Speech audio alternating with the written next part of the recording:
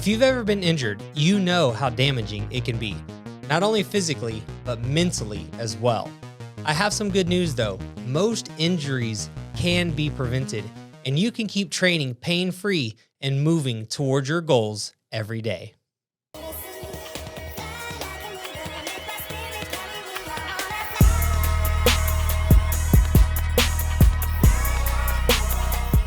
Welcome to Only the Greatest Podcast. If you're feeling stuck and unsure what to do next in your fitness journey, we might be what you're looking for.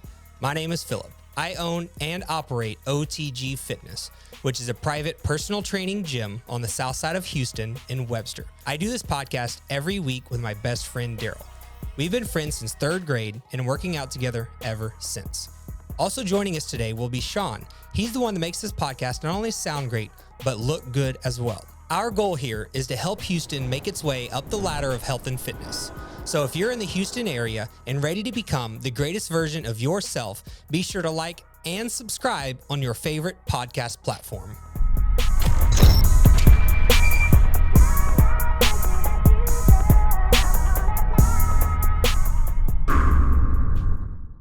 Before we get into the 4 core principles of how to prevent injuries in the gym, let's take a minute to define what an injury actually is.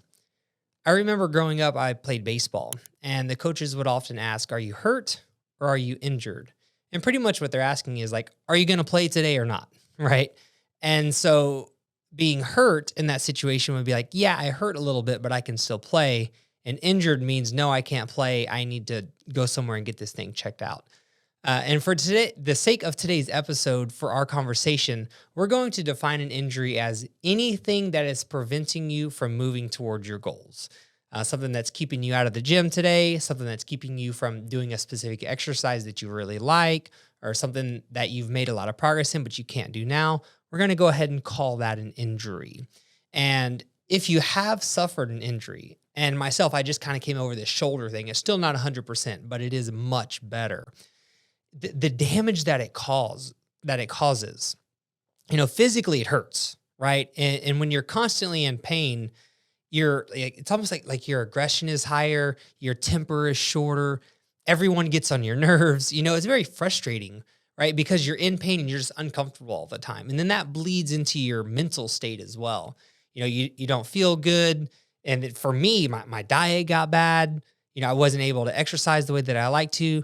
I went on a couple of runs, but even running, like swinging my arms, my shoulder hurt. And then it's just like all downhill from there. Because then you're upset, you're eating bad, you're feeling bad. And when you feel bad, you don't work out, and you don't work out, you feel bad. It's just this constant downhill spiral, right? So the goal is to never let that happen. And if you've been there, it sucks, right? And if you haven't been there, let's try to make sure that you never have to experience that, right? So what do we do to never have to experience that at all, or never have to experience it again? Well, we have 4 kind of core principles, I guess you could call them, that we're going to be talking about today. Let's list them real quick, and then we'll get a little bit deeper into each one. So the first one is going to be, you probably already know this, but good warm-ups. So we're going to talk about what a good warm-up is and how to make that happen, right? Next is going to be using proper form. Everyone knows that proper form is important to injury prevention, but why? There's some little nuances maybe that you have or have not thought of, right, that we'll kind of talk about today. Third is going to be progressive overload, proper progressive overload, right, where we're slowly but surely getting stronger over time, not doing too much too quick. That's really important. And then last is recovery, which may be the most important one. I heard Lane Norton talking about this recently. He said that there was a study talking about how the number one risk of injury is lack of sleep. And I can vibe with that because I think when you're lacking sleep, you're lacking focus. And that leads to poor form, poor decision-making. Maybe you rush through your warm-up, right? So now everything is falling apart, right? Because you didn't sleep good, everything else kind of falls apart, leading to an injury, right? So let's try back to the top, warm-ups. What makes a good warm-up? There's kind of 3 things that make a good warm-up. Number 1 is going to be raising your body temperature, right? Number 2 is going to be muscle activation, specifically of the muscles you're going to be working that day during your training day during your workout. And then lastly is going to be full and proper range of motion. So we want to experience all three of these things every time we warm up. So to get a rise in body temperature could be as easy as hopping on the treadmill for a few minutes, right? Doing some jumping jacks, running a little bit if you need to. So getting that body temperature elevated is key to getting the blood flowing, maybe even break a sweat. Not only do you feel better, but it's just kind of priming that body and getting it ready to go, right? Number 2 is going to be muscle activation. And again, specifically of the exercise or the body parts that we're going to be doing that day. And, the easiest way to warm up is just to pick the exercise that you're going to be doing and do it at either body weight or a lot less weight than what your working sets are going to be. By doing that, you're hitting all three of these things. You're raising your body temperature, you're doing muscle activation, obviously because you're doing the same exercise, just at a lighter load. And I hope that you're always using full and proper ranges of motion when doing so. But as a separate example, let's say you're doing overhead press in your workout that day with dumbbells. Well, why don't you just do it with a band, right? And use a full range of motion. So you're getting the muscle activation, you're doing the same exercise. You're just doing a little bit of an easier modality to work your way up into heavier loads. So guys, if your warm-up has those three things, it's raising your body temperature, it's activating the muscles that you're going to be working, and and you're doing so while using a full and proper range of motion, that is going to make a really good warm-up so your body is ready to hit those harder, heavier exercises. And now when you are ready to hit those harder, heavier exercises, it's super important to do them with good form. And by using good form, you're minimizing the stress on your joints and you're spreading the load properly across the muscles. So for example, if I'm doing a bench press, I should be using my chest, I'm using my front delts, I'm using my triceps, my core is engaged, I'm using leg drive. All of those things are important to make sure that I don't overstress any one area. If my elbows are flared way up during my bench press, meaning that I have bad form, it's going to put a lot of pressure on my shoulder where it shouldn't be. And if that happens, my risk of injury is much higher. So I want to make sure that I'm using proper form. And not only am I using proper form, but I'm using proper form with appropriate loads, meaning that I'm not doing more than I should. And we're going to talk about that a little bit in progressive overload. But the reason I want to mention it now is because if you are using too heavy of loads, it will often lead to you breaking proper form. So it's important to pick a weight that is correct for the rep range you're going for that day. Yeah, let's say you can handle 185 on bench press for 5 reps, but that doesn't mean you can handle it for 8 or for 10 reps. So make sure that you're using a proper weight so you can maintain good and proper form, not only on your first rep, but also your last rep of every exercise, of every set, right? And if you're not familiar with RPE, RPE is a really good scale. It's easy to use. It's self-assessed. It's just a scale of 1 to 10. 10 means muscle failure, right? And if you're a beginner, a lot of times it's hard to determine what RPE really is if you don't have enough experience yet. But still, as a beginner, doing anything is helpful and beneficial, right? So there's no need to really go in there and kill yourself when you're first getting started. So you don't have to, you don't have to overdo it. You don't have to push to the top. You don't have to push a 9 or a 10.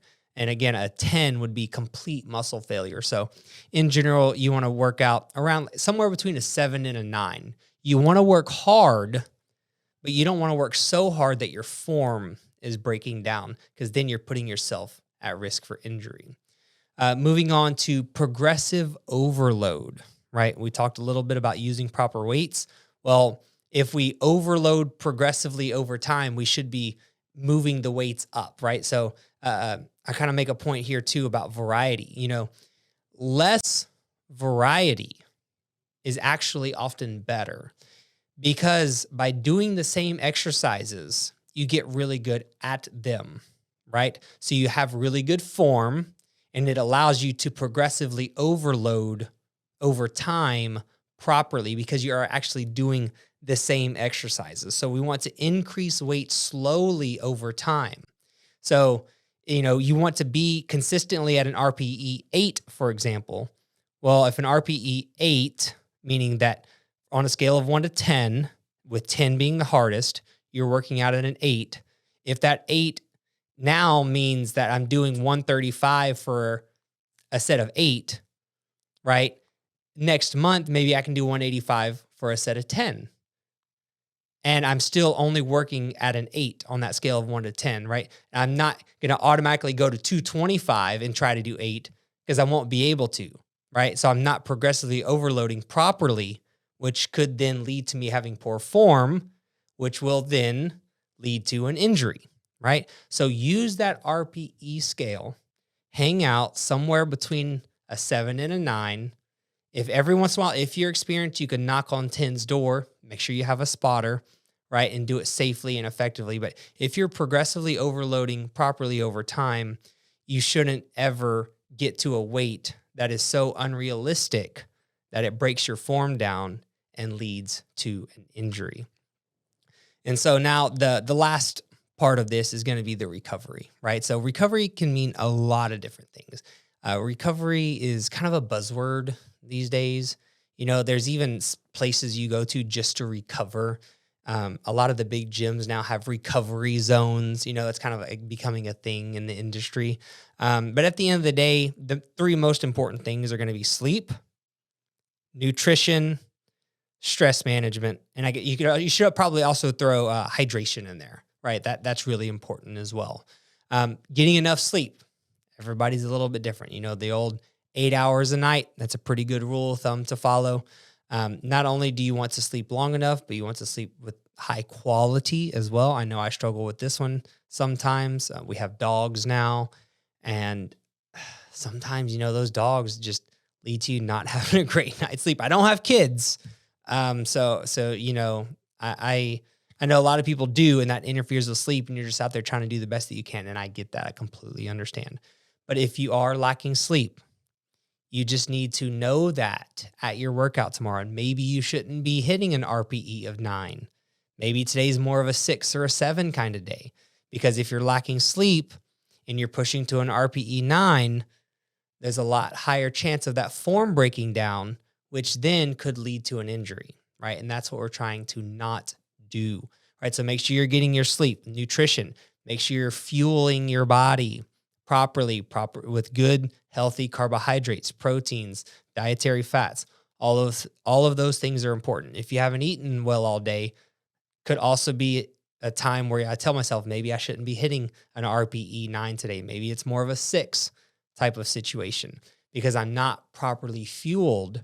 And if I were to try to push myself really hard, I could have a breakdown in form, which will then lead to an injury. Stress management. This one, you hear stress talked about a lot, but maybe you don't hear it directly correlated to an injury. I think that it is because it's another one of those focus things. When you're super stressed and your anxiety is really high, you could just go right into your workout. You might skip your warm up because you're just like, let me get this thing over with, because you're stressed out. You're not thinking straight. Your focus is not where it needs to be. And that can be a problem because if you're not focused on proper form, you're not focused to make sure you're picking the right weights for the right rep range for that day, it very well could lead to an injury. We talked about hydration as well, right? So make sure you're getting plenty of water, your muscles are hydrated, joints are hydrated, your body's moving well, because if you're not moving well, another reason could lead to improper form. And also hydration leads to a lack of hydration. Cognitive function is lower, right? So you're not as focused. Your warm-up's not as good as it should be. Each one of these things compounded on top of each other can very easily lead to an injury, which we don't want to happen. So, a couple of extra little recovery things. You can do some foam rolling. Foam rolling is really great to do. A really good friend of mine told me one time, roll cold, stretch hot. So meaning that like as part of your warm-up, you could even do a little bit of foam rolling. You can do it separate from your workouts. That's part of recovery. Roll those muscles out, get them moving well, get them limber. And then there's, you can do stretching as well. So you can stretch after your workouts when your muscles are nice and warm. You're going to elongate them, help you out flexibility, help that mobility. So in general, make sure that you're sleeping well, you're eating well, you're managing your stress, you're staying hydrated. And that is a huge component to staying injury-free. So guys, just to recap real quick, prioritize your warm-ups, focus on good quality form, increase your weights gradually over time, and listen to your body. Rest when you need to. If you didn't sleep good last night, you're super stressed out, you didn't eat well, something doesn't feel right, you don't have to push yourself to the max every single time. And I think that's super, super important. A lot of times injuries happen when you least expect them, and it's because you're not thinking straight, right? If your head's not on straight that day and you're not feeling 100%, listen to what your body has to say. That doesn't mean to not work out at all. Maybe it does. Depends on the day, right? But there is still benefits to going to the gym, getting your workout in, kind of going, maybe even if you have to kind of go through the motions a little bit that day, you're probably going to come out of it feeling better. And then you're going to be ready to attack the next time. So take care of yourself, listen to your body, stay injury free. If you need help and you want some guidance throughout your fitness journey, let us know. You can see our website is otgfitness.com. We're just trying to help Houston make its way up the ladder of health and fitness. Our gym currently is in Webster. We have a new gym opening in Pearland soon. And maybe by the time you're listening to this, we're spread somewhere else around Houston as well. So you can find us at otgfitness.com. Make sure you like and subscribe for more podcasts just like this one.